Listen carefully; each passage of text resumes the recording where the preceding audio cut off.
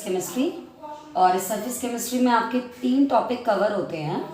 First topic is adsorption and second topic is catalysis, okay, catalysis, okay, and the third topic is colloidal. बस पहले तो हम ये adsorption, ठीक है, सबसे पहले तो आप ये देख लीजिए कि what do you mean by surface chemistry here. Chemistry की वो ब्रांच जिसमें हम सरफेस पे होने वाले फिनोमेना की स्टडी करते हैं, ठीक है, उसे हम बोलते हैं सरफेस केमिस्ट्री। जैसे सबसे पहले आप एडजॉर्प्शन की बात करिए। एडजॉर्प्शन में क्या होता है, सरफेस पे आकर किसी चीज़ के मॉलिक्यूल लगते हैं, राइट। कैटालिसिस में भी क्या होता है, सरफेस पर आकर रिएक्टेंट मॉलिक्यूल लगता है। और कोलाइडल सोल्यूशन में जो कोलाइडल पार्टिकल होते हैं वो सरफेस की वजह से ही उन पर चार्ज आता है, राइट। सो ये तीनों टॉपिक जो हैं वो आपके सरफेस केमिस्ट्री में आते हैं। तो एक बात तो क्लियर है यहाँ पे कि सरफेस केमिस्ट्री क्या है, केमिस्ट्री की वो ब्रांच है जिसमें हम क्या स्टडी करेंगे, सरफेस फिनोमेना, ठीक है। तो यहाँ से तो कुछ आने वाला नहीं है, तो आप डायरेक्ट सरफेस फिनोमेना पे चलिए वन बाय वन करके, जिसमें इस बार आपका कैटालिसिस जो है वो कैंसिल हो चुका है, तो इसे रिमूव कर दीजिए। कोलाइडल बाद में देखेंगे, सबसे पहले हम देखेंगे एडजॉर्प्शन। बट एडजॉर्प्शन देखने से पहले आपको 2 बातें पता होनी चाहिए, ठीक है, दोनों चीज़ पता होनी चाहिए। एक तो होता है टॉपिक एडजॉर्प्शन और एक टर्म होता है एब्जॉर्प्शन, ठीक है। दोनों में सिर्फ डिफरेंस है इस जगह पे, this is AD, this is AB, okay. So what do you mean bye adsorption? Always remember this is the surface phenomena. कैसा फिनोमेना है, सरफेस फिनोमेना। जैसे मान लीजिए, इसका बेस्ट एग्जांपल मैं आपको देती हूँ, dust on cloth. Dust on cloth, आप अपने देखिए जाइए बाहर तो कपड़ों पर क्या होता है, धूल मिट्टी लग जाती है, राइट। और जब आप उन्हें झाड़ते हैं तो डस्ट अलग हो जाती है। फिर क्या होता है, बाहर के कपड़े पहन के तो डस्ट उसमें पर फिर से लग जाती है। तो डस्ट क्या हो रही है, कपड़ों के ऊपर लग रही है, सरफेस पर लग रही है। तो यानी कि ये जो डस्ट है यहाँ पर, इसको तो हम बोलेंगे एडजॉर्बेट, ओके। और ये जो क्लॉथ है इसे हम बोलेंगे एडजॉर्बेंट, ओके। तो वो फिनोमेना जिसमें एडजॉर्बेट मॉलिक्यूल एडजॉर्बेंट की सरफेस पर आके स्टिक हो जाते हैं, उस प्रोसेस को हम क्या बोलते हैं, एडजॉर्प्शन। क्लियर हुआ? एग्जांपल से आपको ज़्यादा समझ में आएगा, एक बार फिर देख लीजिए। एडजॉर्प्शन का एग्जांपल है डस्ट ऑन क्लॉथ। तो डस्ट के मॉलिक्यूल आकर क्लॉथ पे लग रहे हैं, तो जिसकी सरफेस पर आकर लगते हैं उसे हम एडजॉर्बेंट बोलते हैं। और जो भी मॉलिक्यूल्स आकर एडजॉर्बेंट की सरफेस पर लगते हैं उन्हें हम एडजॉर्बेट बोलते हैं, राइट। और इस फिनोमेना को हम क्या बोलते हैं, एडजॉर्प्शन। लेकिन what do you mean bye absorption here, definition बाद में क्लियर करेंगे, पहले टर्म समझ लीजिए। एब्जॉर्प्शन का एग्जांपल है cotton in water. Cotton in water, तो आप एक काम करिए, कॉटन को लीजिए और पानी में डिप कर दीजिए। वाटर क्या होगा, अंदर तक चला जाएगा। जब वाटर अंदर तक चला जाएगा तो इसका मतलब क्या हुआ कि प्रोसेस कौन सी हो गई, एब्जॉर्प्शन। प्रोसेस कौन सी हो गई, इन वाटर, ठीक है। तो कॉटन इन वाटर का मतलब जैसे आप पानी के अंदर कॉटन डालते हो तो पानी पूरा अंदर तक चला जाता है, पूरा बल्क में, ठीक है। तो अब बताइए कि कॉटन इन वाटर किसका एग्जांपल है, एब्जॉर्प्शन का। तो अब अगर आप इसकी डेफिनेशन एक्सप्लेन करेंगे तो कैसे करेंगे, absorption is a phenomena in which the molecule get into bulk, या concentration of molecule is greater in bulk as compare to surface. ये मैंने आपको मान लीजिए कॉटन दे दी तो पानी पूरा अंदर चला जाएगा, ओके। तो कंसंट्रेशन जो मॉलिक्यूल्स की होगी वो बल्क में ज़्यादा होगी एज कम्पेयर टू सरफेस, तो उस फिनोमेना को हम क्या बोलेंगे, absorption. Again the phenomena in which the concentration of molecule is greater in bulk as compared to surface is known as absorption। और यहाँ पर क्या है, मैंने आपको बोला, मान लीजिए आप ये कोई भी बॉल ले लीजिए, या आयरन का एक बॉल ले लीजिए, ये आयरन बॉल है, इसको आप डिप कर दो वाटर में, ठीक है, या आप इसको पड़ा रहने दो, इसके ऊपर डस्ट आकर लग जाएगी। तो यहाँ के लिए आप क्या डेफिनेशन यूज़ करोगे कि यार देखिए, मॉलिक्यूलर कंसंट्रेशन सरफेस पे ज़्यादा और बल्क में कैसी होगी, बहुत कम। तो यानी वो फिनोमेना जिसमें मॉलिक्यूलर कंसंट्रेशन सरफेस पे ज़्यादा हो एज कम्पेयर टू बल्क, उसे हम एडजॉर्प्शन। जब मॉलिक्यूलर कंसंट्रेशन बल्क में ज़्यादा हो सरफेस पे कम, तो उसे क्या बोलते हैं, एब्जॉर्प्शन। क्लियर हो गया? एडजॉर्बेट के लिए डेफिनेशन आप क्या बोलोगे, ये एडजॉर्बेट है आपका, अभी मैंने थोड़ी देर पहले बोला था, ये एडजॉर्बेट है और ये एडजॉर्बेंट है, ठीक है। The surface on which adsorbate molecule get stick, वो सरफेस जिस पर एडजॉर्बेट मॉलिक्यूल स्टिक होते हैं उसे एडजॉर्बेंट कहते हैं, ठीक है। एंड द मॉलिक्यूल्स, ठीक है, all molecules that stick on the surface of adsorbent is known as adsorbate. वो सारे मॉलिक्यूल जो एडजॉर्बेंट की सरफेस पे आके लगते हैं क्या बोलते हैं, एडजॉर्बेट। क्लियर हो गया? अब आपको डीसॉर्प्शन एक वर्ड पढ़ना है। What do you mean by desorption here, desorption इसका मतलब क्या है? तो अभी देखिए कपड़ों पर आकर आपके डस्ट लगी, ठीक है, तो डस्ट ऑन क्लॉथ आपका एग्जाम्पल था किसका? सर डस्ट ऑन क्लॉथ में डस्ट आपका एड्जॉर्बेंट था और आपके क्लॉथ जो थे सॉरी एड्जॉर्बेट था, एड्जॉर्बेट, ओके, और ये आपका क्या था? एड्जॉर्बेंट। तो बस आप मुझे इतना बताइए कि जब डस्ट आपके कपड़ों पर आकर लगती है, ठीक, तो अब जब कस के उसे झाड़ते हैं तो एड्जॉर्बेट मॉलिक्यूल डस्ट रिमूव हो जाती है कपड़ों से। इस प्रोसेस को हम डिसॉर्प्शन कहते हैं, बिकॉज डी का मतलब होता है रिमूवल, ओके। तो removal of adsorbate molecule from the surface of adsorbent is known as desorption. Clear है? ठीक है, आपको क्या करना है, एड्जॉर्प्शन का रिवर्स होता है, एड्जॉर्प्शन में एड्जॉर्बेट आकर लगेगा, डिसॉर्प्शन में एड्जॉर्बेट जो है वो रिमूव हो जाएगा। Now the next term is occlusion. Occlusion जो है वो एक टाइप का एड्जॉर्प्शन ही है, but the difference is this कि अकल्जन में मतलब इंपॉर्टेंट थिंग इज दिस कि अकल्जन में आप दो चीज़ें लेते हो, जैसे एड्जॉर्प्शन में एक तो लेते हो आप एड्जॉर्बेट और दूसरा आप लेते हो एड्जॉर्बेंट। तो बस इसमें शर्त है कि जो आपका एड्जॉर्बेंट है वो मेटेलिक होना चाहिए, ओके। जैसे ये मैंने आपको मेटल दे दिया और ये मेटल की सरफेस पे फ्री वैलेंसीज हैं और इन फ्री वैलेंसीज पर आपका गैसियस एड्जॉर्बेट मॉलिक्यूल आकर स्टक हो जाएंगे। तो देखो हुआ तो एक टाइप का एड्जॉर्प्शन है, लेकिन मेटलिक सरफेस थी और गैस के मॉलिक्यूल आकर लग गए। तो स्पेसिफिकली आपको एड्जॉर्बेट और एड्जॉर्बेंट याद रखने हैं कौन से होंगे। तो उस प्रोसेस को हम एड्जॉर्प्शन नहीं बोलेंगे, वो स्पेशल केस हो जाएगा एड्जॉर्प्शन का, उसे हम क्या बोलेंगे? अकल्जन, ओके। अब क्वेश्चन अराइज होता है what is the cause of adsorption? Adsorption हो क्यों रहा है? Cause of adsorption. तो अगर आपसे कोई ये पूछता है कि कॉज क्या है तो आपको आंसर देना है क्या? आप 2 मिनट के लिए होल्ड करिए और मेरी बात सुनिए। जैसे मान लीजिए मैं आपको पढ़ा रही हूँ, मैं क्यों पढ़ा रही हूँ? मैं आपको इसलिए पढ़ा रही हूँ क्योंकि मेरे पास फ्री टाइम है, राइट? मेरे पास फ्री टाइम है। अगर मेरे पास टाइम ही नहीं होता तो शायद मैं आपके साथ कोई इंटरेक्शन कॉज नहीं करती, मैं आपको बिल्कुल टीच नहीं करती, ठीक है। ऐसे ही क्या होता है कि एड्जॉर्प्शन की प्रोसेस कब होती है? जब कोई भी आप एड्जॉर्बेंट लेते हो और एड्जॉर्बेंट की सरफेस पे क्या प्रेजेंट होती हैं? Free valencies. फ्री वैलेंसीज का मतलब समझ रहे हैं? वो वैलेंसियाँ जो अभी सेटिस्फाइड नहीं हुई हैं, तो हर वैलेंसी अपने आप को सेटिस्फाई करना चाहती है तो सेटिस्फैक्शन के लिए वो क्या करती है? एड्जॉर्बेट मॉलिक्यूल के साथ क्या बना लेती है? बॉन्ड बना लेती है, बॉन्डिंग हो जाती है। तो क्या होता है यहाँ पर?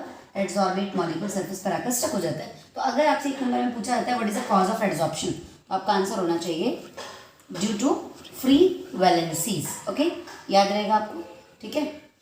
अब आपको रेजिडुअल वैलेंसीज भी इसे बोल सकते हैं, रेजिडुअल वैलेंसीज और फ्री वैलेंसी। अब आपको ये समझ में आना चाहिए कि जब एड्जॉर्प्शन की प्रोसेस हुई तो आपसे कोई पूछता है कि एड्जॉर्प्शन कैसी प्रोसेस है, एक्सोथर्मिक या एंडोथर्मिक? तो देखिए बहुत सिंपल सा क्वेश्चन है, आपसे पूछ रहे हैं द प्रोसेस इज ईदर एक्सो और एंडो, तो आपका आंसर होना चाहिए इट्स एक्सो। रीजन बीइंग जब भी कभी नए बॉन्ड्स बनते हैं, ठीक है, क्या होता है? एनर्जी रिलीज होती है, हीट रिलीज होती है। तो आप देखो ना एड्जॉर्बेट मॉलिक्यूल आ रहे हैं, एड्जॉर्बेंट के साथ बॉन्डिंग कर रहे हैं, ठीक है। तो बॉन्डिंग तो आपने पढ़ी है कि जब भी मॉलिक्यूल आपस में इंटरेक्ट होते हैं, अट्रैक्ट होते हैं, बॉन्डिंग की वजह से एनर्जी रिलीज होती है। तो डेफिनेटली प्रोसेस कैसी होनी चाहिए? एक्सोथर्मिक। तो ये आपको याद रखना है, ओके। अब आपको सबसे पहले एक वर्ड पढ़ना है, मोलर हीट ऑफ एड्जॉर्प्शन। इसका मतलब क्या है? Molar heat of adsorption. तो अभी अभी आपने पढ़ा क्या कि जब भी एड्जॉर्प्शन की प्रोसेस होती है, एड्जॉर्बेट मॉलिक्यूल एड्जॉर्बेंट के साथ बॉन्ड बनाते हैं, राइट? हीट रिलीज होती है। तो ऑब्वियसली हीट ऑफ एड्जॉर्प्शन का मतलब यही है कि during adsorption the heat is released because adsorbate molecule get interact with adsorbent. The released heat is known as heat of adsorption. But what do you mean by molar here? Molar का मतलब होता है the quantity is fixed. आपको जो भी दिया जा रहा है एड्जॉर्बेट वो 1 मोल है। तो याद रखिए जब आपका 1 मोल एड्जॉर्बेट कहाँ आके स्टक होता है? एड्जॉर्बेंट पे। कहाँ स्टक होता है? एड्जॉर्बेंट पे। तो क्या होता है? 1 मोल एड्जॉर्बेट जब एड्जॉर्बेंट के साथ बॉन्ड बनाएगा तो हीट रिलीज तो होनी है, बट उसे हम स्पेशली क्या बोलेंगे? Molar heat of adsorption. Okay, clear हो गया? अब हम यहाँ चेक करेंगे स्पॉन्टेनिटी, ठीक है। तो छोटी सी स्पॉन्टेनिटी का मतलब पहले आप समझ लीजिए, जिनको नहीं पता है, स्पॉन्टेनिटी का मतलब होता है कि प्रोसेस अपने आप होगी या नहीं। ये टर्म आपने 11th क्लास थर्मोडायनेमिक्स में पढ़ा होगा। This is explained by delta G. Delta G is a Gibbs free energy, जो आपको बखूबी एक्सप्लेन करती है कि weather the process is spontaneous और नॉन स्पॉन्टेनियस। स्पॉन्टेनियस का मतलब होता है जो काम अपने आप हो जाए, और नॉन स्पॉन्टेनियस का मतलब जो अपने आप ना हो, जिसको कराना पड़े, राइट। बहुत सिंपल से एग्जांपल और कई एग्जांपल हैं। जैसे आपका अपनी बुक्स लेकर अपने आप पढ़ाई करना, आपको लगता है बोर्ड एग्जाम आ रहे हैं आपके ऊपर, आपको अच्छे मार्क्स स्कोर करने हैं, तो आपका अपने आप पढ़ना क्या है, स्पॉन्टेनियस है। और अगर आप नहीं पढ़ रहे हो, घर वाले डांट रहे हैं, टीचर्स डांट रहे हैं, ठीक है, आस पड़ोस के लोग डांट रहे हैं आपको, तब आप पढ़ने बैठते हो, तो दिस इज नॉन स्पॉन्टेनियस, यानी आप किसी के कहने से काम कर रहे हो, राइट। बिल्कुल ऐसे ही आप देखो, हिली एरिया से वाटर जो होता है वाटरफॉल्स के थ्रू किधर आता है, नीचे आता है, अपने आप आता है, कुछ भी करने की जरूरत नहीं है, दिस प्रोसेस इज स्पॉन्टेनियस। लेकिन उस हिली एरिया में कभी अगर आपको पानी नीचे से ऊपर सप्लाई करना हो तो अपने आप तो नहीं जाता, ऐसे केस में आपको सबमर्सिबल या टुलू पंप इसका इस्तेमाल करना पड़ता है। Hence we can say that this process is non spontaneous, right. छोटी सी बात याद रखनी है कि अगर स्पॉन्टेनिटी है तो डेल्टा जी का साइन डेफिनेटली नेगेटिव आना चाहिए, और अगर आप नॉन स्पॉन्टेनियस प्रोसेस है तो डेल्टा जी का साइन पॉजिटिव आना चाहिए। बस डेल्टा जी के साइन से हम कंक्लूजन निकाल लेंगे whether the process is spontaneous और non spontaneous. Okay, so let's see for the spontaneity of adsorption. Okay, तो अब आप मुझे एक बात बताइए, मैंने आपसे क्या कहा, 11th क्लास में अपनी क्वेश्चन पढ़ी होगी स्पॉन्टेनिटी की, delta G is equals to delta H minus T delta S, right. यहाँ पर आपको ये दो टर्म्स क्लियर होने चाहिए। और टेम्परेचर आपके हाथ में है, आप बढ़ा भी सकते हो, कम भी कर सकते हो, बट ये दोनों फैक्टर आपके हाथ में नहीं है। और टेम्परेचर को बढ़ा घटाकर आप स्पॉन्टेनिटी चेक कर सकते हो, राइट। अब सबसे इंपॉर्टेंट चीज़ आपको याद रखनी है, what is delta H. Delta H होता है एंथैल्पी ऑफ रिएक्शन, ठीक है। जनरल अगर आप इसको जनरली समझना चाहें तो इसका मतलब होता है जब भी कोई रिएक्शन हुई तो उसमें हीट रिलीज हुई या एब्जॉर्ब हुई, that can be explain on the basis of delta H having two signs, ठीक है। अगर नेगेटिव है तो डेफिनेटली प्रोसेस एक्सो है, और अगर पॉजिटिव है तो डेफिनेटली प्रोसेस एंडो है, राइट। और entropy, delta S is a entropy, इसके लिए मैंने क्या बोला, दिस इज एंथैल्पी। एंथैल्पी का मतलब होता है नेट हीट ऑफ रिएक्शन। भाई जाहिर सी बात है, जब भी आप कोई रिएक्शन स्टार्ट करते हो तो आपको हीट देनी ही पड़ती है, उसे आप एक्टिवेशन एनर्जी बोलते हो, चाहे कम देनी पड़े चाहे ज़्यादा। लेकिन बाद में फाइनली क्या हुआ, बाद में ओवरऑल देने के बाद एनर्जी रिलीज हुई या एब्जॉर्ब हुई, तो that is indicated by delta H. Okay, दो साइन। डेल्टा एस जो होता है वो होती है एंट्रोपी। क्या होती है, एंट्रोपी। और इसके भी कितने साइन होते हैं, दो। कौन कौन से, एक पॉजिटिव होता है और एक कैसा होता है, नेगेटिव होता है, राइट। एंट्रोपी का पॉजिटिव साइन और नेगेटिव साइन क्या इंडिकेट करता है, तो अभी छोटी सी डेफिनेशन लर्न कर लो अगर 11th क्लास में नहीं पढ़ी है। It is a measurement of randomness. It is a measurement of randomness. सीधी सी बात है, अगर कोई भी सिस्टम, सपोज दैट मैंने आपको सॉलिड दे दिया और आपने उसको टेम्परेचर दिया तो वो मेल्ट हो गया, लिक्विड में कन्वर्ट हो गया, फिर आपने उसको टेम्परेचर दिया तो वो किस में, गैस में कन्वर्ट हो गया। तो बस आप मुझे इतना बताओ हो क्या रहा है यहाँ पे, यहाँ पे सॉलिड जब लिक्विड में कन्वर्ट हुआ तो सिस्टम रैंडम्ड हो गया, यानी entropy is going to increase, entropy का साइन पॉजिटिव आया। अगेन जब आपने लिक्विड को हीट किया गैस में, और ज़्यादा सिस्टम रैंडम हो गया, तो अगेन एंट्रोपी का साइन और पॉजिटिव हो जाएगा। तो सीधी सी बात है, अगर आप वापस बैक आते हो गैस से लिक्विड और लिक्विड से सॉलिड बनाते हो, the particles are coming close to each other, ठीक है। तो randomness is continuously decreasing, hence the sign will be negative. Okay, तो अब आप मुझे एक बार ना एड्सॉर्प्शन की बात हम कर रहे हैं, वापस अपने टॉपिक पे आइए। मैं एड्सॉर्प्शन की स्पॉन्टेनिटी निकाल रही हूँ, और स्पॉन्टेनिटी के लिए मुझे डेल्टा एच और डेल्टा एस के साइन चाहिए। सो लेट्स सी, आप मुझे बताओ, अभी अभी आपने क्या पढ़ा कि जब भी एड्सॉर्प्शन होता है तो एड्सॉर्बेट के मॉलिक्यूल आकर एड्सॉर्बेंट की सरफेस पे लगते हैं, डेफिनेटली वहाँ बॉन्डिंग होती है, जब बॉन्डिंग होती है तो एनर्जी रिलीज होती है, और जब एनर्जी रिलीज होती है तो डेल्टा एच का साइन नेगेटिव होगा। तो देखिए ये वाला साइन तो नेगेटिव हो गया, टेम्परेचर को आप मत छूइए, उसको एज इट इज रहने दीजिए। और अगर मैं बात करूँ किसकी, डेल्टा एस की, तो याद रखिए एंट्रोपी जो होती है उसमें आप एड्सॉर्प्शन की बात करें तो एड्सॉर्प्शन, जैसे आप डस्ट ऑन क्लॉथ ले लीजिए, तो डस्ट के पार्टिकल तो पूरे एटमॉस्फेयर में सस्पेंडेड होते हैं, तो क्या होता है वो दूर दूर से आकर आपके क्लॉथ्स पे लग जाते हैं, राइट। अब आप बताइए कि क्या हुआ, वो गैसेस फॉर्म में थे और अब वो किसी भी सरफेस पर आकर परमानेंटली बैठ गए हैं, तो इसका मतलब रैंडमनेस कंटिन्यूसली डिक्रीज हो रही है ना, तो डेल्टा एस का साइन कैसा होगा, नेगेटिव होगा, और दिस माइनस माइनस क्या हो जाएगा, प्लस हो जाएगा, and now you will get negative sign plus T. इसको मैं डेल्टा एच लिख सकती हूँ, इसको नेगेटिव, डेल्टा एच नेगेटिव आएगा, और ये वाला टर्म जो है वो आपका पॉजिटिव हो जाएगा। क्लियर हो गया। अब आप यहाँ पर देखिए क्या होगा, टेम्परेचर मेरे हाथ में है और मैं चाहती हूँ कि प्रोसेस स्पॉन्टेनियस हो, तो स्पॉन्टेनिटी के लिए डेल्टा जी का साइन नेगेटिव आना चाहिए। अगर मैं इन दोनों टर्म्स को देखूँ तो मेरा आंसर नेगेटिव भी आ सकता है, पॉजिटिव भी आ सकता है, डिपेंड करता है कि इन दोनों का मैग्नीट्यूड क्या है, राइट। तो मैं क्या करूँगी, टेम्परेचर को अगर मैं बढ़ा देती हूँ सपोज, तो टेम्परेचर बढ़ेगा तो ये फैक्टर बढ़ जाएगा, और जब ये फैक्टर बढ़ जाएगा तो ये डोमिनेट कर जाएगा डेल्टा एच के ऊपर, और जब ये डेल्टा एच के ऊपर डोमिनेट कर जाएगा तो आप जानते हैं क्या होगा, ये वाला फैक्टर बढ़ने की वजह से आंसर पॉजिटिव आ जाएगा। और टेम्परेचर बढ़ने से डेल्टा जी का साइन अगर पॉजिटिव आया टेम्परेचर इंक्रीज करने से, तो प्रोसेस क्या हो जाएगी, नॉन स्पॉन्ट, क्योंकि आपको पता है कि डेल्टा जी का पॉजिटिव साइन इंडिकेट करता है प्रोसेस नॉन स्पॉन्टेनियस, राइट। और अब वही अगर आप टेम्परेचर डाउन कर देंगे, again second case, temperature decrease करो, ये फैक्टर कम हो जाएगा, ये ज़्यादा हो जाएगा, डोमिनेटिंग हो जाएगा, तो डेल्टा जी का साइन जो है वो कैसा आ जाएगा, negative, and now the process becomes spontaneous. बोलो बात समझ में आई। तो अब मुझे तो स्पॉन्टेनिटी बतानी थी, तो मैं तो यही बोलूँगी कि अगर आप एब्जॉर्प्शन की प्रोसेस को स्पॉन्टेनियस बनाना चाहते हैं तो आपको टेम्परेचर डाउन रखना पड़ेगा, ठीक है। इस अपने दिमाग पर ज़्यादा प्रेशर नहीं डालना चाहते तो छोटी सी बात याद रखो, रस्ट ऑन, मतलब जो रस्टिंग की प्रोसेस होती है, यानी करोजन ऑन आयरन, रस्टिंग, जो रस्टिंग की प्रोसेस होती है वो भी एक तरीके का क्या है, एड्जॉर्प्शन ही तो है। आप मुझे बताओ एड्जॉर्प्शन है या नहीं रस्टिंग की प्रोसेस, क्योंकि उसमें आयरन बॉडी के ऊपर क्या होता है, आकर एक ब्राउन कलर का फ्लेकी सब्सटेंस जमा हो जाता है, राइट। होता क्या है, वो आयरन जो होता है वो मॉइस्चर की प्रेजेंस में ऑक्सीजन के साथ रिएक्ट करके अपनी सरफेस के ऊपर बना लेता है Fe2O3.XH2, राइट। सरफेस पर ही तो बनता है, अंदर तो नहीं बनता ना। तो आयरन के ऊपर जो रस्टिंग की प्रोसेस है हो रही है, वो किसका एग्जाम्पल है, बेस्ट एग्जाम्पल है एड्जॉर्प्शन का। आप मुझे बस इतना बता दो कि रस्टिंग की प्रोसेस फेवरेबल कब होती है, when the temperature is down, यानी टेम्परेचर कम होता है, या जब बहुत ज़्यादा गर्मी पड़ रही होती है टेम्परेचर अप होता है। तो याद रखिए जब टेम्परेचर कैसा होता है, डाउन होता है, राइट। तो जाहिर सी बात है कि जब टेम्परेचर मॉइस्चर जो होगा बहुत ज़्यादा होगा, टेम्परेचर डाउन होगा तो रस्टिंग की प्रोसेस होगी, क्योंकि ये प्रूव हो चुका है टेम्परेचर डाउन होगा तो प्रोसेस स्पॉन्टेनियस। तो एग्जाम्पल से आपको ये बात क्लियर हो गई, और आपको बस इतना याद रखना है कि एब्जॉर्प्शन स्पॉन्टेनियस केवल तब होगा जब आपका टेम्परेचर क्या होता है, लो होता है। क्लियर हो गया, ठीक है। अब हम सबसे पहले एक छोटा सा टर्म और यूज़ करेंगे, सॉर्प्शन।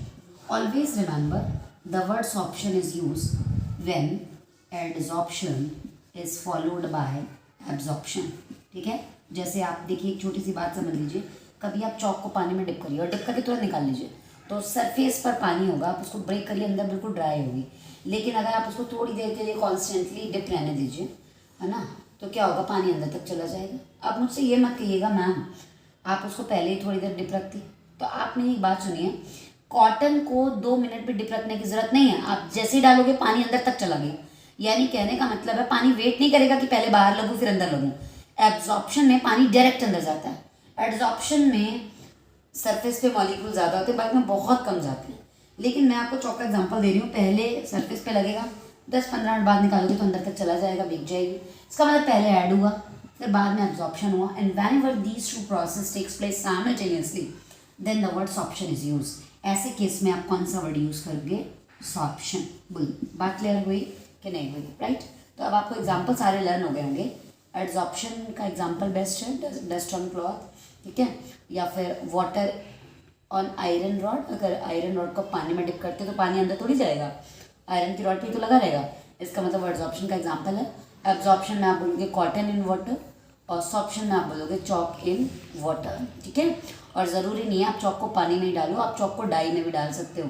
जैसे आपने इंक में डाल दिया तो इंक पहले बाहर लगेगी, आप तोड़ोगे उसको अंदर से वाइट निकलेगी चॉक, लेकिन अगर थोड़ी देर डिप रखोगे तो चॉक अंदर तक, सॉरी इंक जो अंदर तक पेनिट्रेट कर जाएगी। ओके, बात क्लियर हुई। हम आपको डिफरेंस बताते हैं बिटवीन एड्जॉर्प्शन एंड एब्जॉर्प्शन। देखिए बहुत सारी बातें आपने इन दोनों के बारे में पढ़ ली, तो आपको मैं समझती हूँ जल्दी समझ में आएगा एड्जॉर्प्शन और एब्जॉर्प्शन, ठीक है। तो एड्जॉर्प्शन क्या था, मैंने आपको एग्जाम्पल दिया था, एग्जाम्पल सबसे पहले लिख लो, आपको समझ में आएगा, डस्ट ऑन क्लॉथ्स, ओके। और एब्जॉर्प्शन भी आपको समझ में आएगा, cotton in water, cotton in water, right. तो पहला देखिए डिफरेंस क्या है, एड्जॉर्प्शन क्या होता है, it is the surface phenomena, okay. आपको याद होगा डस्ट कपड़े पे आके लग रही सरफेस फिनोमेना ही तो है, लेकिन ये कौन सा फिनोमेना है, तो बल्क में चला गया पानी, so it is bulk phenomena, okay, ठीक है। यहाँ पर क्या होता है, यहाँ पर जो कंसेंट्रेशन होती है मॉलिक्यूल्स की वो सरफेस पे ज़्यादा होगी और बल्क में कम होगी, यहाँ उल्टा होगा, यहाँ बल्क में ज़्यादा होगी और सरफेस पे कम होगी, राइट। ये दोनों डिफरेंस लिखने की जरूरत नहीं है। तीसरा डिफरेंस ये है कि यहाँ पर मैंने आपको बोला था पानी जो है वो कॉटन के अंदर एक साथ अंदर चला जाएगा, यानी रेट जो है वो पूरी प्रोसेस के टाइम कांस्टेंट ही रहेगी। लेकिन यहाँ ऐसा नहीं है। यहाँ ऐसा क्यों नहीं है कि जैसे मान लीजिए मैंने आपको बताया था एड्जॉर्प्शन की वजह बताई थी कि एड्जॉर्प्शन फ्री वैलेंसी की वजह से होता है। मान लीजिए मैंने आपको मेटल की सरफेस ही दे दी और इसके पास बहुत सारी फ्री वैलेंसी है। जब इस पर मॉलिक्यूल्स आएंगे तो सबसे पहले वो वैलेंसी को जल्दी जल्दी कवर करने की कोशिश करेंगे। कर लिया, कुछ मॉलिक्यूल्स ने वैलेंसीज को कवर कर लिया, यानी रेट काफ़ी ज़्यादा थी एड्जॉर्प्शन की। अब नंबर ऑफ वैलेंसीज कम हो गई हैं, आप भेजो और मॉलिक्यूल्स, लेकिन अब वो थोड़ा स्लो रेट में लगेंगे, जहाँ जहाँ जगह है वहाँ वहाँ ढूंढ के लगेंगे, तो एड्जॉर्प्शन की रेट स्लो हो गई। कुछ ही पलों में क्या होगा, सारी वैलेंसी सेटिस्फाई होंगी। जब सारी वैलेंसी सेटिस्फाई हो जाएंगी then no more adsorption can take place now. Okay, ऐसे केस में अगर आप मॉलिक्यूल भेजते भी हो तो कहीं कोई एड्जॉर्प्शन होने वाला नहीं है, यानी एड्जॉर्प्शन की रेट कांस्टेंट होगी। So the major difference is this कि एब्जॉर्प्शन की रेट तो कांस्टेंट ही होती है, इसकी पहले ज़्यादा होती है, बाद में थोड़ी स्लो हो जाती है, और उसके बाद क्या हो जाती है, कांस्टेंट हो जाती है। बात क्लियर होगी, कोई प्रॉब्लम तो नहीं है। अब आपको ना एक छोटा सा डिफरेंस